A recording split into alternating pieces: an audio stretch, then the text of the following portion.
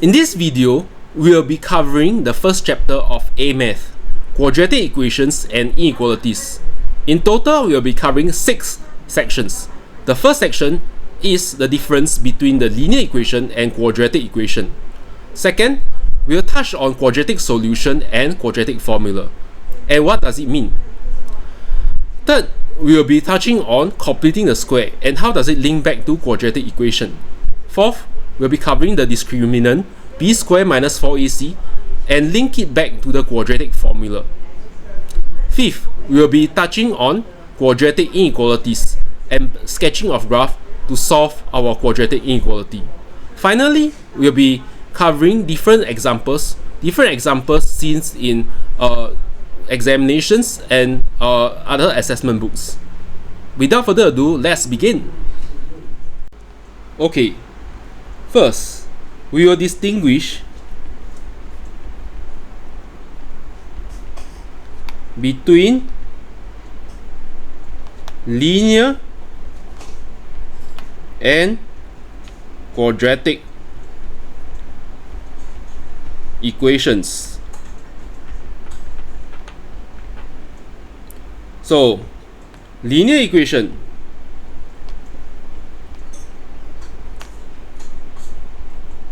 is of the form y equals to mx plus c.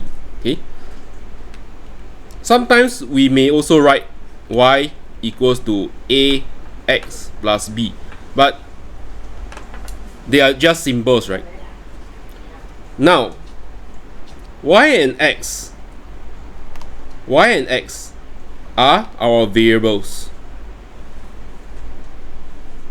meaning these values can change in the graph when we plot the linear equation. How about m? M is our gradient, and c is our y-intercept.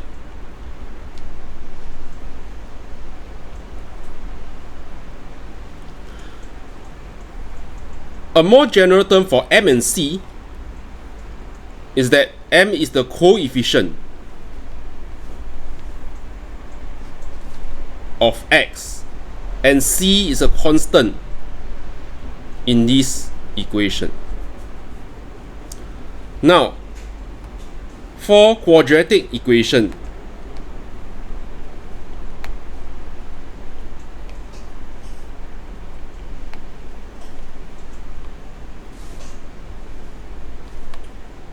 quadratic equation is of what form? Y equals to ax squared plus bx plus c. Notice the difference between the linear form and the quadratic form. Can you see that the degree of this equation, the degree meaning the highest power of the linear equation, the highest power of x is 1. The degree is the highest power. Highest power of x. And for quadratic equation, degree equals to 2.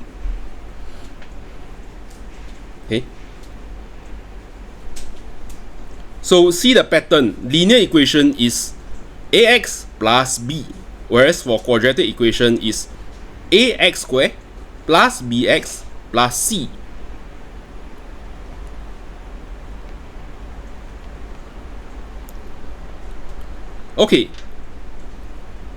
Then my a and b are my coefficients. A is the coefficient of x squared and b is the coefficient of x. Y and x are my variables. And c is my constant.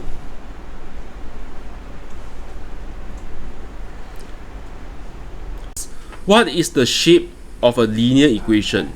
Let me plot the y and x axis. The linear equation will just look like a straight line graph, cutting through the y-intercept at C, and it has a gradient of m given by rise divided by run. Your m is y2 minus y1 over x2 minus x1. How about the graph for the quadratic equation?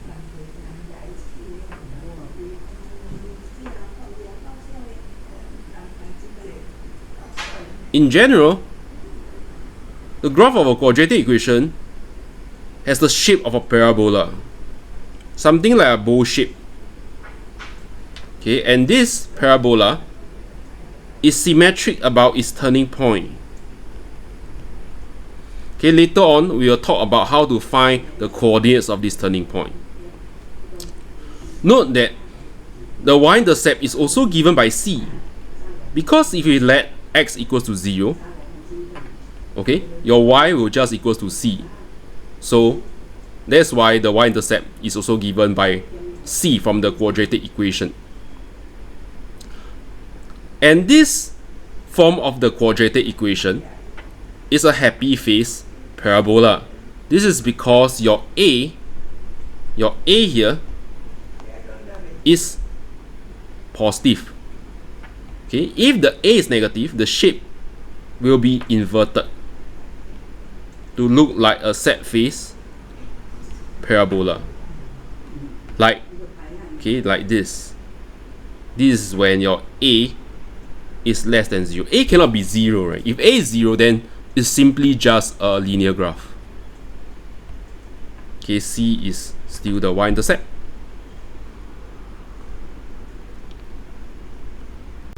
Okay, next up, we want to solve for the quadratic solution.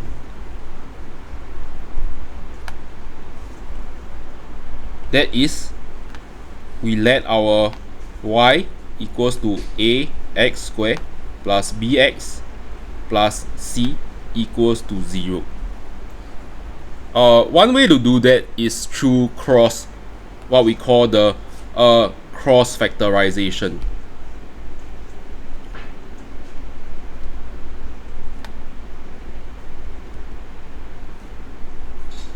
Okay, for example, y equals to x squared plus 3x plus 2.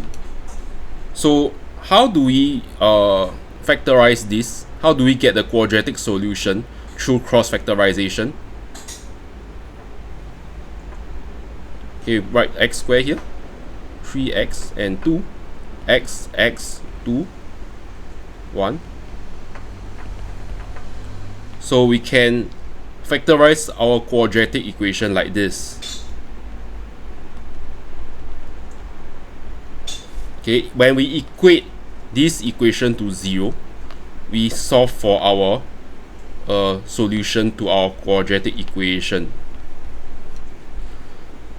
But this cross factorization only works when our solution are of a whole number.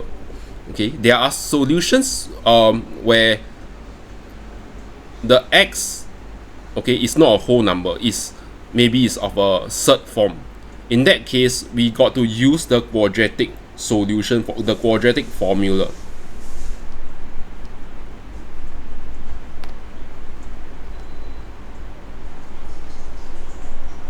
Okay, and the quadratic formula looks like this: x equals to negative b plus minus square root b squared minus 4ac over 2a.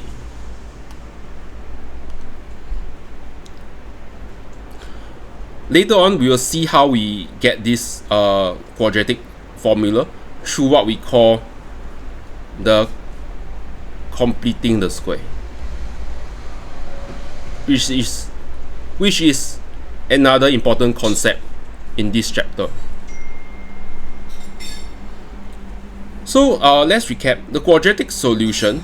Okay, the idea for getting quadratic solution is what we call finding the root or the intercept x-intercept of the quadratic graph. So when y equals to 0, okay, this is our solution, x1 and x2. Okay, these are our solution when when y equals to 0. By solving,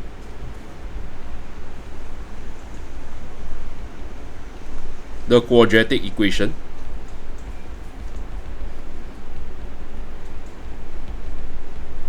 when y equals to 0, okay, we are essentially getting the x-intercept of the graph. Next, we move on to completing the square.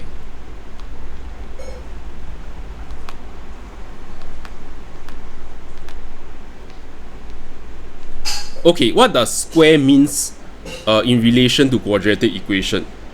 Previously, we learned about some identities in algebra, such as this. A plus b bracket square equals to a square plus 2ab plus b square. How does this relate to quadratic equation? For instance, if you have something like this, x plus 2 bracket square is equals to x square plus 4x plus 4. So you can see that there are some quadratic equation that are a complete square. Okay. Another form is a minus b bracket square. I get a square minus 2ab plus b square. And another example is perhaps x minus 3 bracket square. I get x square minus 6x plus 9. So this is a complete square. Okay, but vast majority of quadratic equations are of not a complete square. So what we need to do in completing a square is create a square term out of these quadratic equations. Let us see some examples.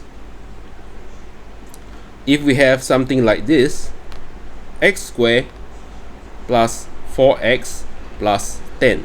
Okay, how do we force the square term out of the quadratic equation? Okay, the step goes like this. You write x squared plus 4x. Okay, but here's the magic. Okay, 4 divided by 2 bracket square minus 4 divided by 2 bracket square plus 10. Okay, can you see that I make these two terms out of nowhere? Okay, I add the term and I subtract the same term at the same time. But the magic is that these three terms forms my a square plus 2ab plus b square, and hence I can express this as a square term, x plus 2 bracket square minus 4 plus 10. So x plus 2 bracket square plus 6. Okay, let me give you another example. How about x squared minus 3x plus 2? Oh wait, plus 4. Okay, so let me repeat the step again. X squared minus 3x plus 3 over 2 minus 3 over 2 plus 4. Okay, so the key is the coefficient beside x. So if the coefficient beside x is 3, the next term will be 3 divided by 2 bracket square and 3 divided by 2 bracket square. Okay, earlier we have the coefficient of x is 4. That's why the term we introduce is 4 divided by 2 and minus 4 divided by 2 squared. So these two terms came out from nowhere. I introduced them arbitrarily and they add up to 0. Okay, but the magic is I'm able to express this as a square term, x minus 3 over 2 bracket square minus 9 over 4 plus 4. And then finally, I simplify my expression. Okay.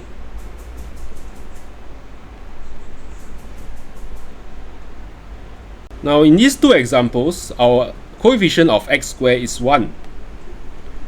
Let us take a look at another example. Okay, what if we have 2x squared plus 3x plus 5? Okay, how do we complete the square? In this case, first we factorize the 2.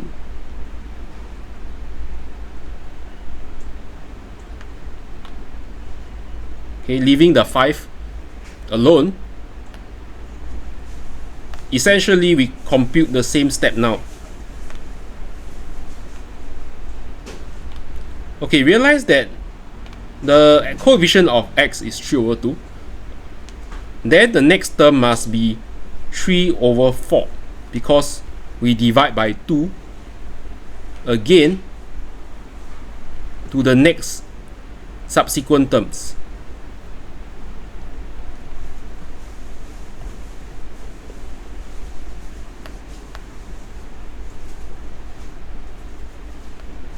Now we can complete the square.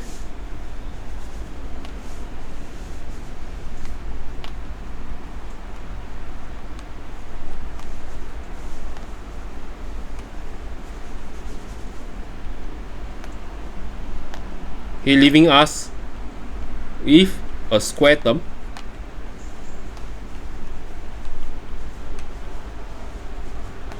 and a constant term.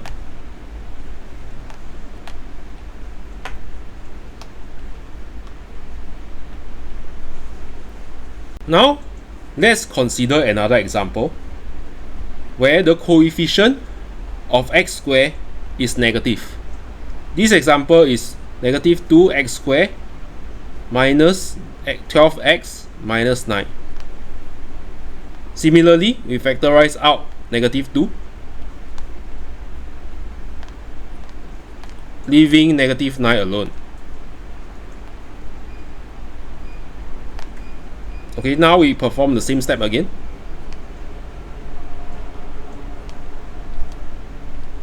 Okay, I hope that you can see the pattern now.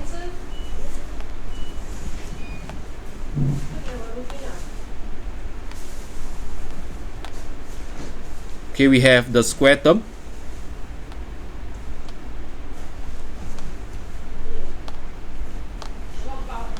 and the constant term.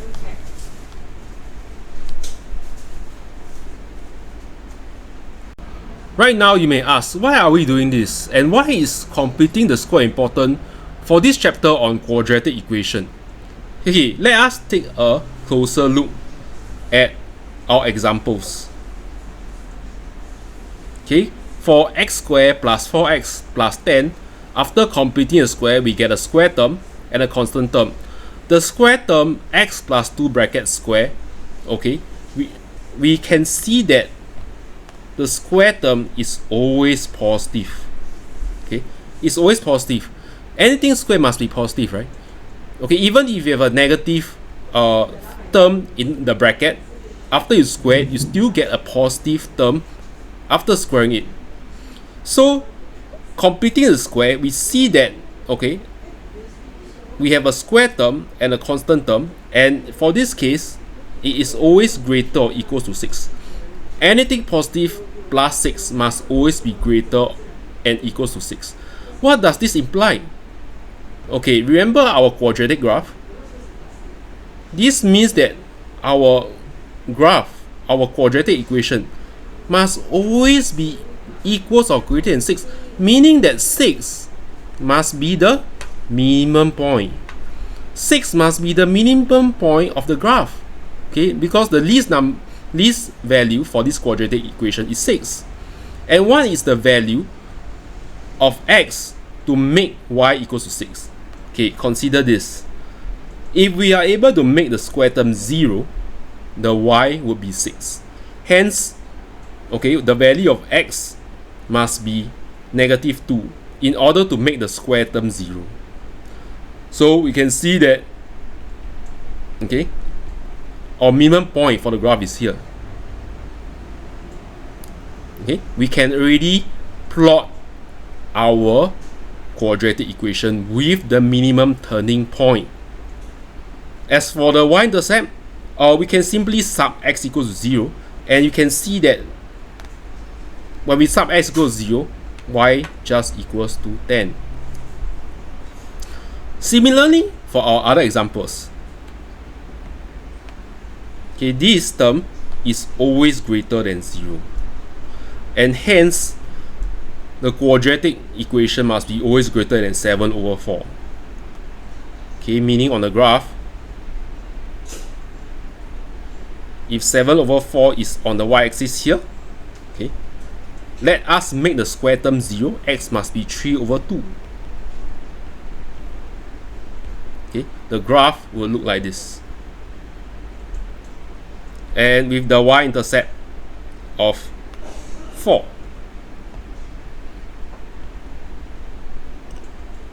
So far we look at positive values of coefficient of x squared.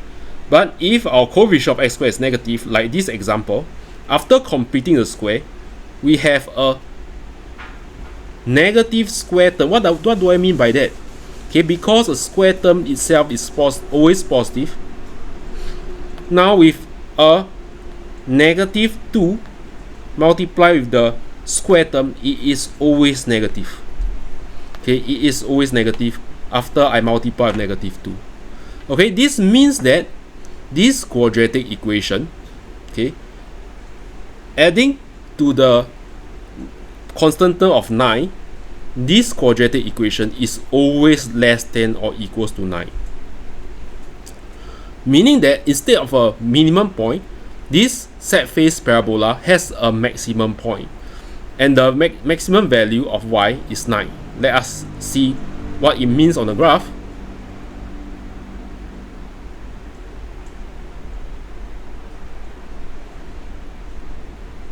Okay, 9 is the maximum value of the graph for y, and for y to be 9, this square term must be 0, and if we sub x equals to negative 3, we get 0.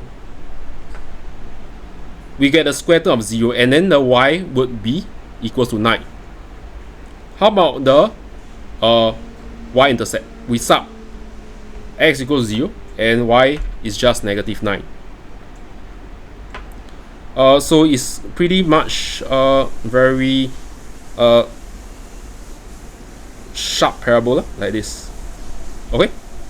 Okay, now while we are still on the topic of completing the square, let me introduce to you how does the quadratic solution formula comes about.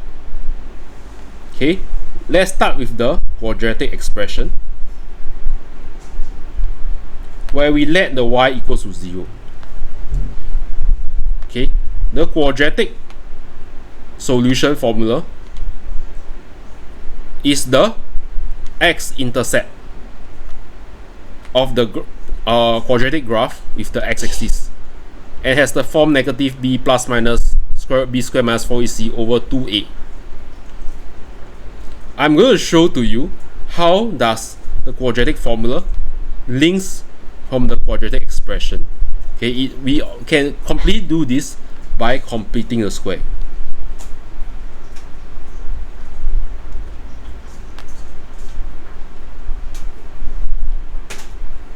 Okay, first, ax squared plus bx plus c. First, let's factorize out our a. Okay, leaving the c alone.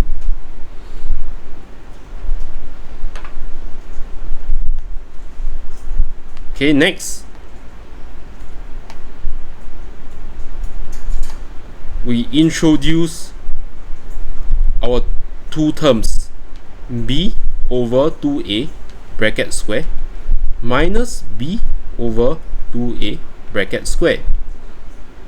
Okay, and these terms, okay, came from 0.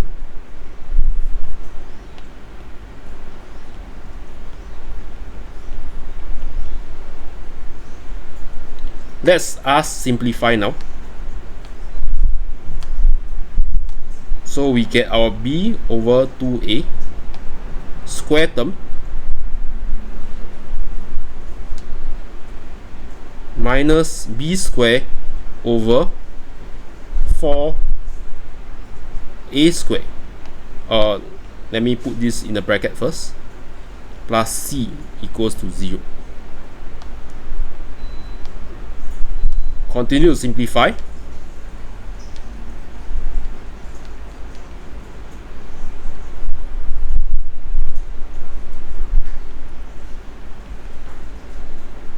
Okay. Now we want to move our this term over here.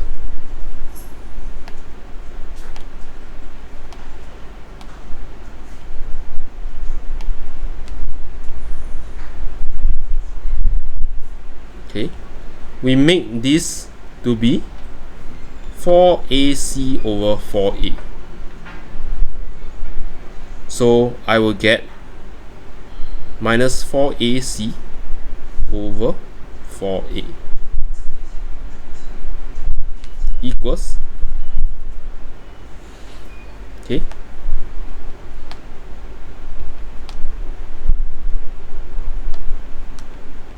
divide by a on both sides, and we have our b squared minus 4ac over 4a squared coming out. Then we proceed to square root on both sides.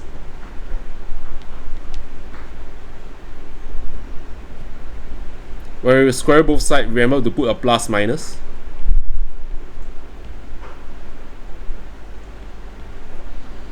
And finally, we get our quadratic solution formula.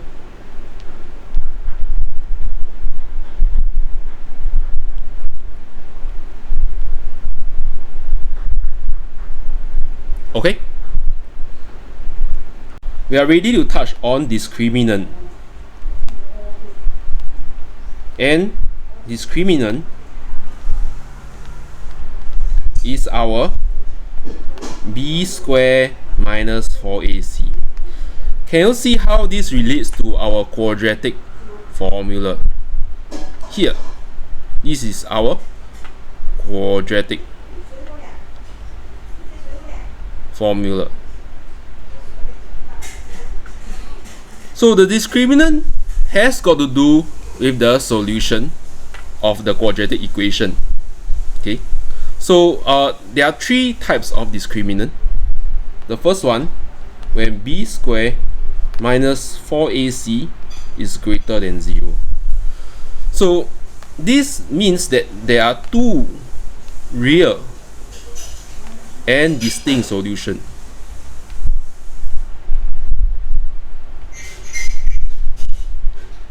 Why is there two real and distinct solutions? So consider our x equals to negative b plus minus b squared minus 4a, minus 4ac over 2a.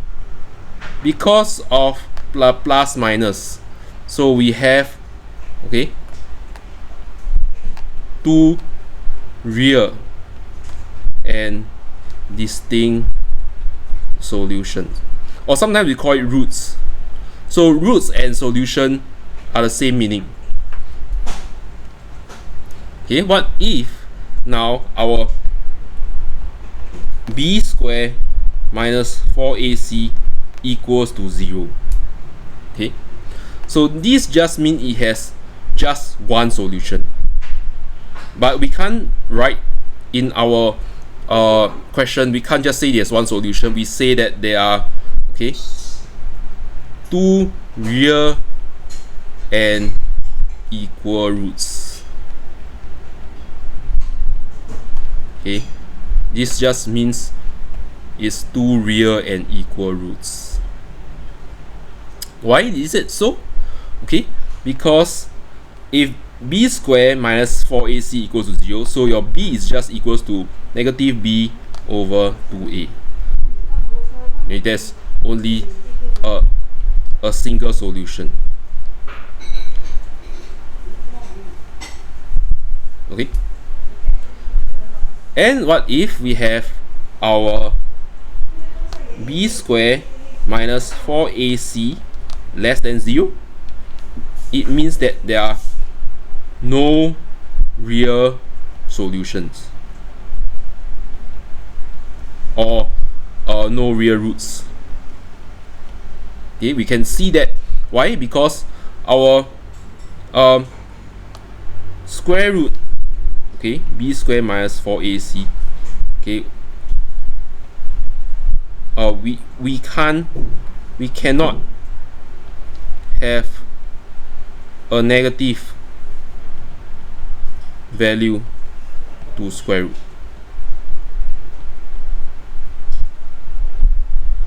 Okay.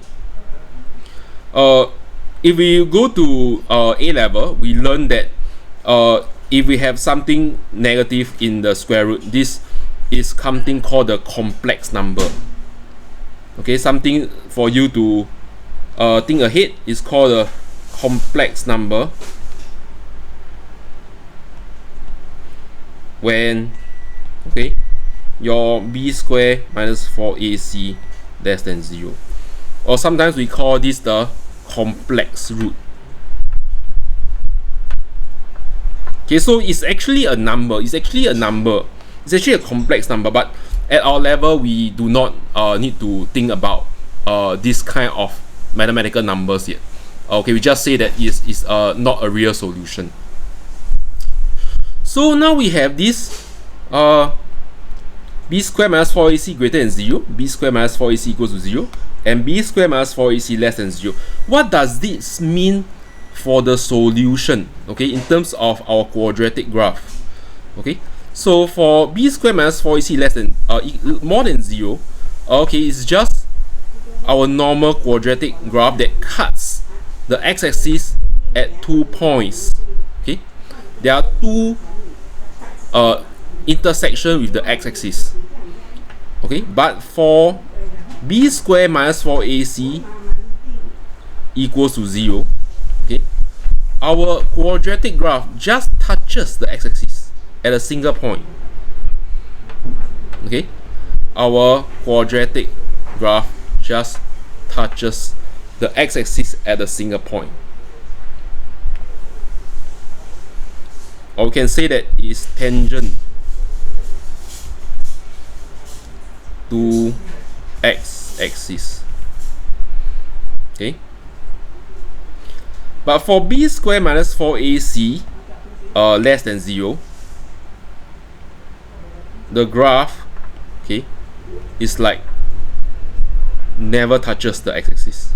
Okay, there is no intersection with the x-axis, means there's no solution when y equals to 0. Okay, so this different discriminant just describe the relation of the quadratic graph with the x-axis. Later on, in the last section of our video, we will go through the different examples where we make use of discriminant, and we see that discriminant is one of the most important concept in this chapter. Okay, now we are ready to move on to quadratic inequality.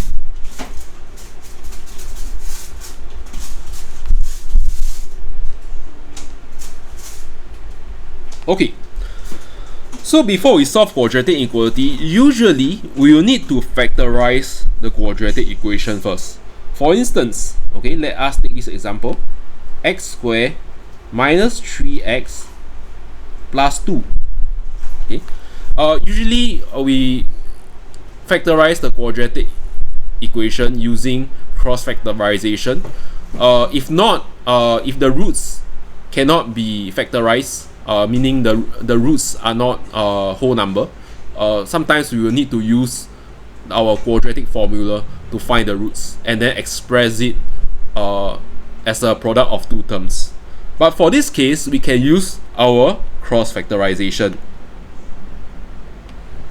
So x squared, negative 3x and 2. So simply we just do this.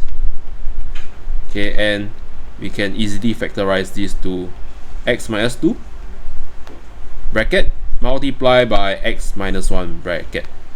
Okay, so what do we mean when we solve quadratic inequality? So usually when the question will give us a condition such as like x squared minus 3x plus 2, let's say greater or equals to 0, and then when we factorize we get x minus 2 bracket x minus 1 greater or equals to 0.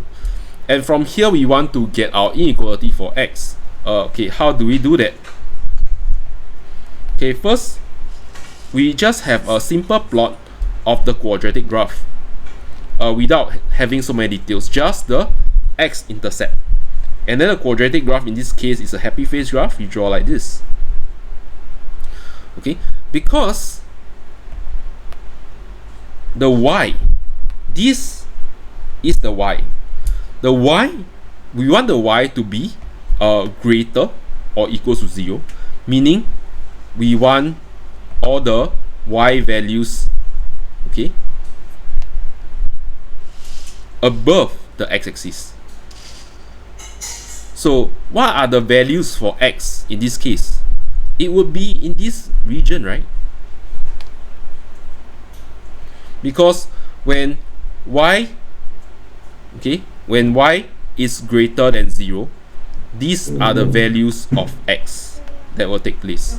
So the solution for x then would be, okay, x less than or equals to 1 or x greater or equals to 2. So this is one example. Next, let us consider something like okay, x plus 5 bracket. So now I'm considering a quadratic equation that has already been factorized. Okay, what happens when the graph, okay, the y value, the y value is less than or equals to 0. Okay, let us create a sketch of the graph. 4 is one of the x-intercept and negative 5. And we see that it's just x multiplied x. So the coefficient of x squared is a happy face graph. The coefficient of x squared is positive and thus is a happy face graph. Okay, and now we want the y value to be less than 0. So we consider all the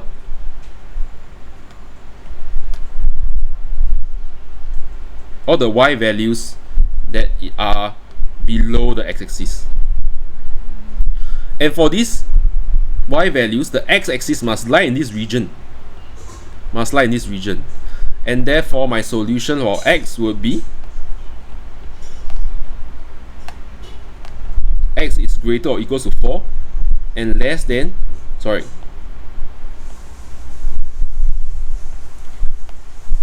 x would be greater or equals to negative 5 and less than or equals to 4. Next, what if our quadratic equation is something like this form? X squared minus 5x greater than 0. How do we factorize in this case? Well, the cross factorization will not be able to work. And I think the quadratic formula would be tricky to apply here, but this is actually a simple trick to factorize. We can just factorize x, okay, x multiplied by x minus 5 greater than 0. Okay, and then the two roots of this equation, of this expression is just a 0 and 5, right? Okay, we have our x-intercept at 5 and x can be 0, because if x is 0, then this expression will be 0, right? So our graph again is a happy face graph, looking like this. And okay, cuts through here. We want our y to be greater than 0. So all the y here, all the y values here above the x-axis. Then simply our x values are in these two regions. So x would be less than 0 or x greater than 5. So in these examples, we have considered our happy face graph. How about when we have a sad face graph? For instance, negative x squared plus 3x minus 2 less than 0. Okay, how do we do that? Okay, first of all, let us factorize. Let us factorize this expression.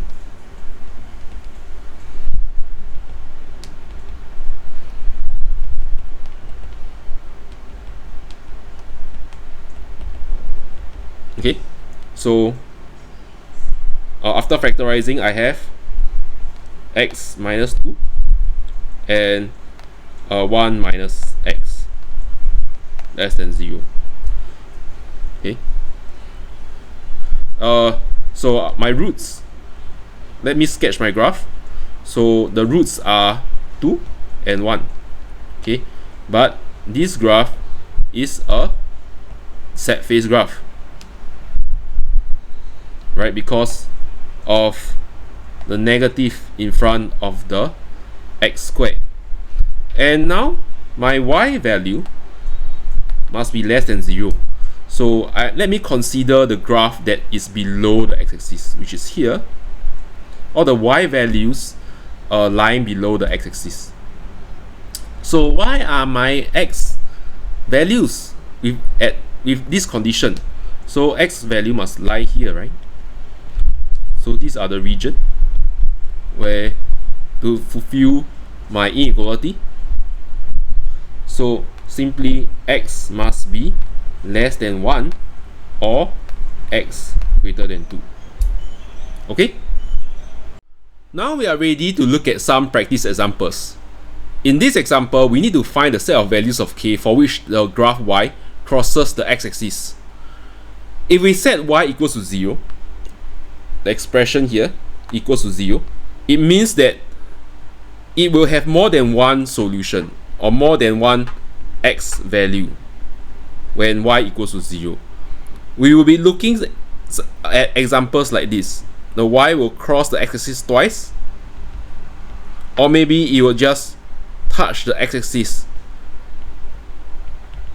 like this. So if we were to find the quadratic solution with x equals to negative b plus minus b squared minus 4ac over 2a, we will get our b squared minus 4ac greater or equals to 0. So now what are our a, b and c? So can you see our expression here is our ax squared plus bx plus c, right? So this is our b. Actually there's a negative sign here, but because there's a square, so we can just remove the negative sign. And this is our a, and this is our c. Okay, after we plug our coefficient and constants into b squared minus 4ac greater or equals to 0, we simplify it, and finally we arrive at k is greater or equals to negative 1 over 8. Okay, let's move to the next example. Okay, the next example is a question from 2019 O-Level AMath paper.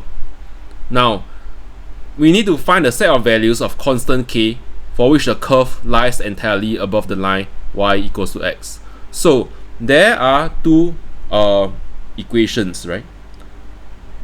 2y, and because the curve lies above the line, okay, these two curves do not intersect each other, which means that when we let y1 equals to y2, or okay, we let the expression of y equals each other, it would have no solution.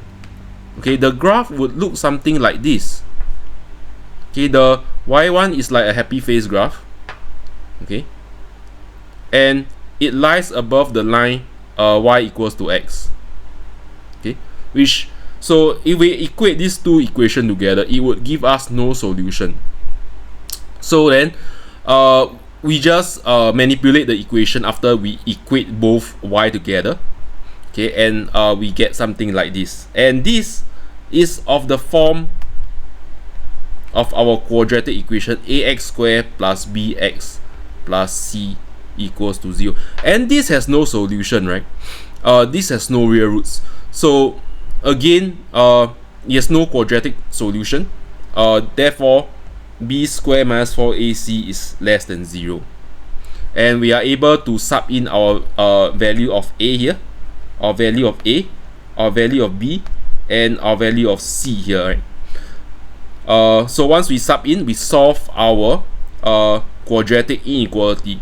Notice that we arrive at something like this, and this expression for k is a new quadratic expression. Okay, it's different from the quadratic equation we manipulated earlier. It's something after we use our b squared minus 4ac and we form a new quadratic expression, and this new quadratic expression, okay, is less than 0, and therefore we plot the quadratic graph here. This is actually k, that is x values are a range of k values, and because the y for this new quadratic expression is less than 0, we consider the range of values here, because the y is less than 0.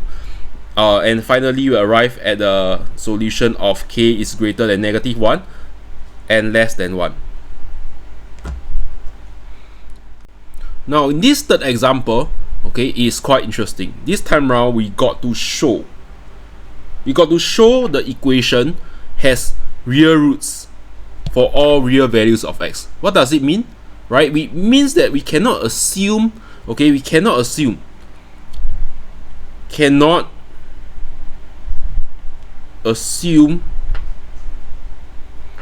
our b squared minus 4ac to be of a particular inequality. We can't assume it to be greater than 0, less than 0, equals to 0. We have to find out and show that, okay, our b squared minus 4ac is greater than or equals to 0, because it has real roots, right? Real roots meaning is either real and equal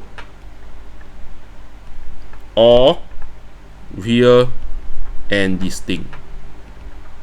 Okay, so it's either b squared minus 4ac equals to 0 or b squared minus 4ac greater than 0.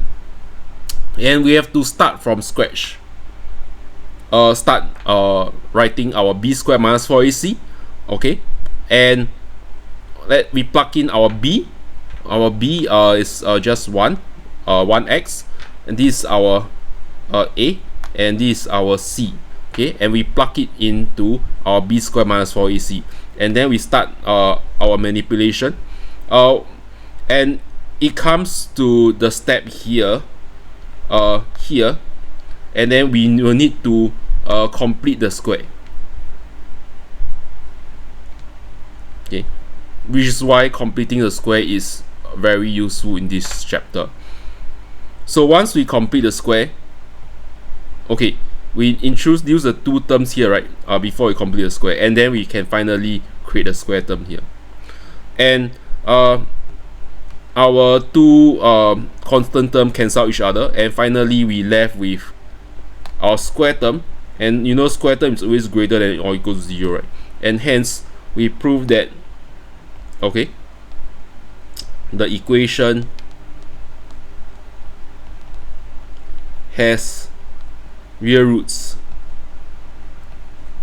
for all values of x, okay, because okay, b squared minus 4ac, okay, is greater or equal to 0. Okay, thanks for following me to the end of this long video. I hope the lesson has been a great one and enlightening for all of you. The next chapter we'll be covering on surds and indices, and hope to see you guys there. Bye.